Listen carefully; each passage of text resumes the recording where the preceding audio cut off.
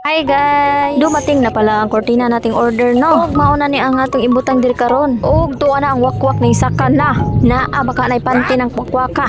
Pinatubang para ba tayo dito sa bintana no. Natagalan nga tayo sa pagkabot dito kay kulang man ang atong height di ay. Pero sumakses pa rin naman ang person kaya for the go. Pinalitan na nga natin to kay hugaw naman siya guys. Karon pa pud tayo nakakita og kwarta pang ano no, pang palit dito. Og wa mag-eleksyon dili kabadil ang person. Hindi ko naman talaga favorite color yung pink.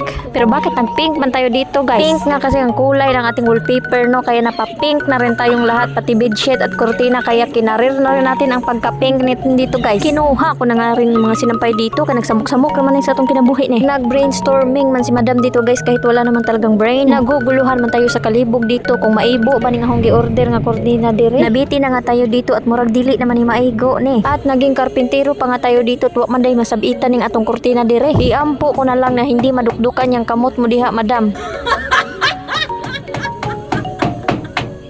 Kung nagtuhog-tuhog na nga tayo dito guys. Buti na lang at hindi tayo ang tinuhog kay murag delikado man yan guys. At dito na naman tayo sa patuwad-tuwad natin at pakamang-kamang dito no. Mag-ilis na nga rin tayo ng bedsheet kay murag marami na tayong memories dito ng kaabog-abugan na pila na sa dinato gitambling-tamblingan no. Manang hugaw na kay siya guys.